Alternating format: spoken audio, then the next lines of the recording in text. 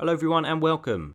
In this video I shall be sharing my thoughts on the latest episode of Fear the Walking Dead, Buried. As always there will be full spoilers included throughout this review, so please don't watch any further if that will be an issue. Anyway, without further ado, let's begin. As most of you may know, this is my first proper review video since coming back from holiday. I really didn't want to have to mark my return with such a negative piece of work, but I am afraid I will be moaning quite a lot during this video, as oh boy was this episode a stinker. I found it to be dull, dragged out, and it reminded me of some of the worst episodes of its sister show The Walking Dead, due to the same type of issues from that show that popped up in this one. I have enjoyed the opening 3 episodes of this season, however this 4th episode has left me worried about the remainder. So what actually happens this time around?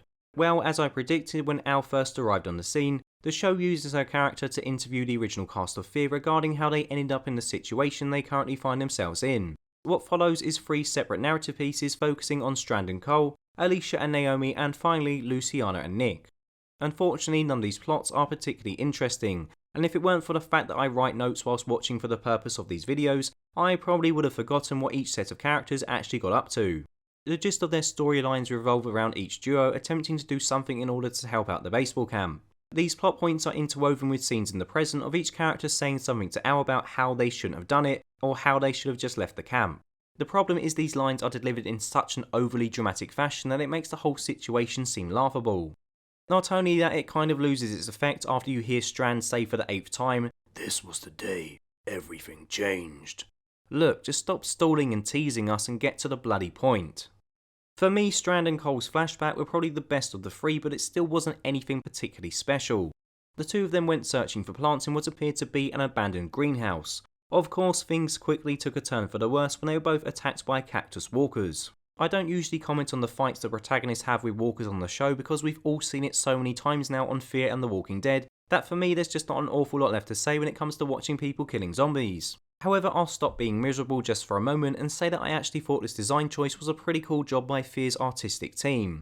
I can just imagine these dumb walkers fumbling around into cacti, not even realising that they had been covered in spikes, and it was nice to see these grotesque creatures go for Strand and Cole.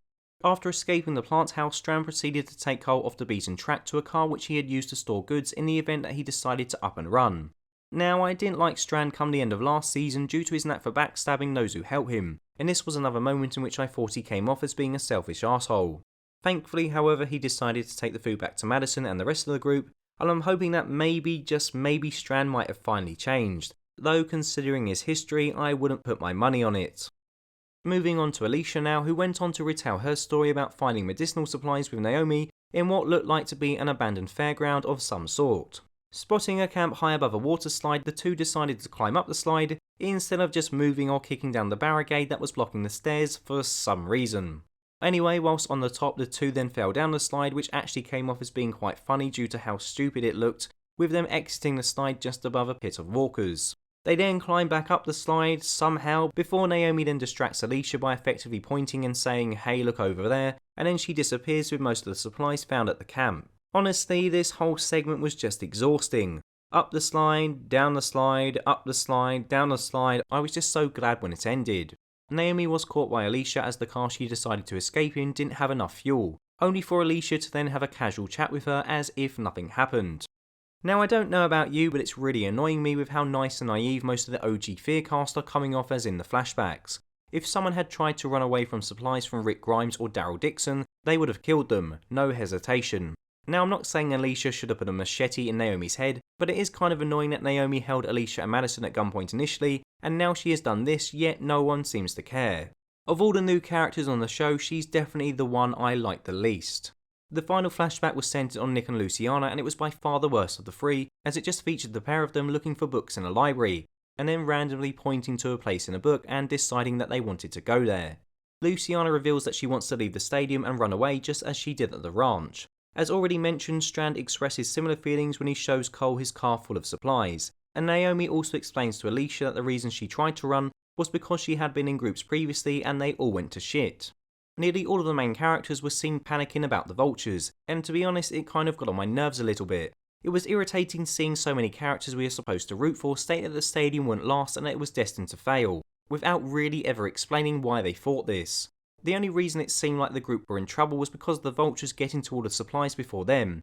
I would say that with the vultures out of the equation, The only real issue I can see is them struggling to grow crops in the field inside, but surely this is something that can be solved with the right tools.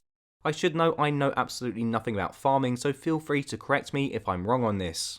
Speaking of the vultures, Madison came into contact with them again this episode, and just like last time, she did absolutely nothing.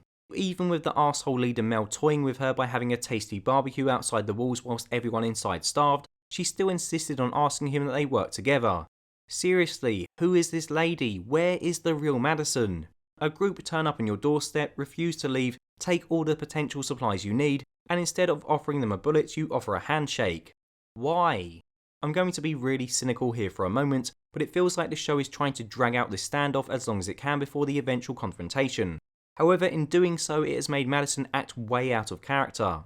Maybe she's just biding her time until the right moment arises, however I can't help but feel frustrated every time I see Madison go out and have a chat with Mel, only to accomplish nothing at all and then go home with her tail wagging between her legs. The Madison of old would have had a spoon in his eye by now. Anyway, aside from all these flashbacks, the episode does spend a very brief period of time in the present in which a couple of things of note happen. Firstly, Strand, Alicia and Luciana lead out to a shallow grave which has some guns stored in it.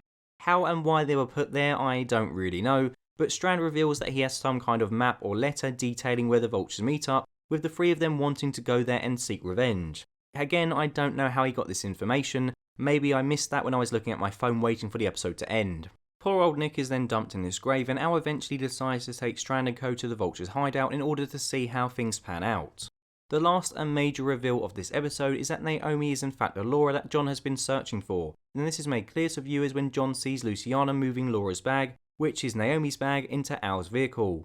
When John asks what has happened to Laura or Naomi or whatever you want to call her, Alicia and Co state that she died at the stadium. Now there's 2 points I want to make regarding this moment. Firstly, for me the reveal that Naomi is Laura was kind of disappointing due to the fact at this point I don't really care for her, so honestly I would have rather it been someone else.